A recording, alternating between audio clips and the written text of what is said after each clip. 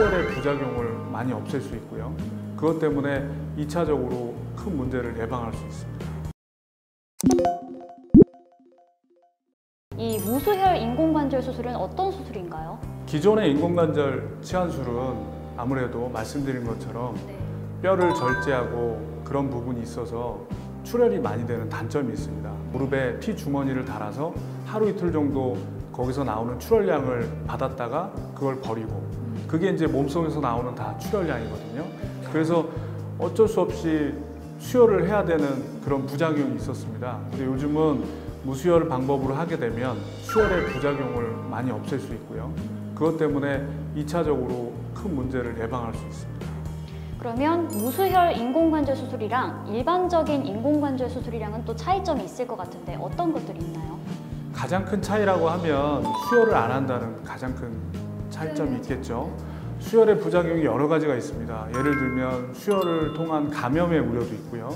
수혈을 함으로써의 거부 반응이라든지 알러지라든지 환자분에 따라서는 오심, 구토, 발열 여러 가지. 근데 이제 무수혈을 하게 되면 1차적으로는 무릎에 연결된 피 주머니가 없어지기 때문에 수술 후에 바로 재활을 할 수 있다는 장점도 있고, 또 한 가지는 그렇게 수혈을 안 하기 때문에 수혈에 대한 부작용을 현격하게 낮출 수 있는 그런 아주 좋은 방법이라고 생각합니다.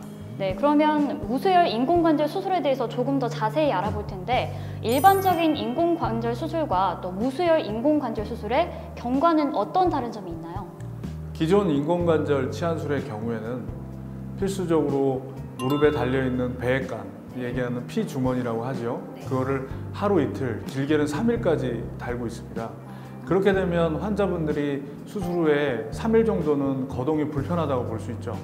그리고 그걸 통해서 돌아다니다가 그게 빠지거나 문제가 되는 경우도 있고요. 그렇게 오래 정도 배액관을 달게 되면 또 감염의 우려도 있습니다. 그게 외부하고 관절하고 연결되는 통로가 되기 때문에 수술 후에 감염의 원인이 될 수도 있거든요. 그리고 그 배액관을 통해서 실혈량이 거의 500cc에서 1리터도 나오는 경우가 있습니다. 그러면은 그거로 인해서 환자분의 수혈이 필수적으로 필요하게 되죠. 근데 무수혈 인공관절 수술을 시행하게 되면 첫 번째는 배액관이 없기 때문에 환자분들이 바로 수술 후에 바로 거동하거나 관절 운동을 시작하거나 이런 방법들이 있고요. 또 한 가지는 그 배액관이 없음으로 인해서 실혈량을 현격하게 줄일 수 있겠죠. 그리고 두 번째는 그렇게 실혈량을 줄이니까 수혈도 안 하게 되고, 그리고 배액관으로 인한 감염의 우려도 현저하게 줄게 됩니다. 그래서 무수혈 인공관절 수술은 이런 여러 가지 단점들을 보완할 수 있는 가장 좋은 방법이라고 생각하고요. 네, 그러면 인공관절의 수명은 얼마나 되나요? 인공관절의 수명은 지금 논문에 발표된 바로는 90% 이상에서 한 20년에서 30년 정도 보고가 많이 되고 있습니다. 근데 인공관절이 영구적이지는 않을 수도 있고 중간중간에 계속 지속적인 관리를 하고 계속 점검이나 검사가 필요할 수 있습니다. 그래서 보통 인공관절도 수명이 다하게 되면 재치환술을 하게 되는데요. 요즘에 재치환술 기술도 많이 발전했기 때문에 그 이후의 결과도 만족스럽고 수명이 15년 이상 할 수 있게 됩니다. 네, 마지막으로 이제 여쭤볼 텐데요. 그러면 이렇게 무수혈 인공관절 수술 후에 관리법은 어떻게 하면 좋을지 알려주세요. 모든 인공관절의 관리에 있어서 6개월에서 12개월이 가장 중요합니다.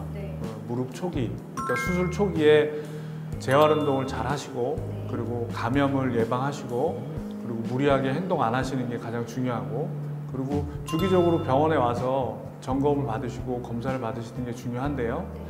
수술 후에 가벼운 조깅이나 근력 운동, 그리고 수영, 골프 이런 것들은 가능할 수 있습니다. 하지만 수술 후에 너무 과격한 운동을 하시게 되면 무릎 수술 부위에 부종이 생기거나 그로 인한 염증도 생길 수 있기 때문에, 예를 들면 테니스나 무슨 구기 종목 같은 거, 심한 점프라든지 이런 것들은 피하시는 게 좋겠고, 그렇게 너무 과격한 운동을 하시게 되면 인공관절 수명에 영향을 줄 수 있기 때문에 적당한 운동을 하시는 게 가장 중요하다고 생각합니다.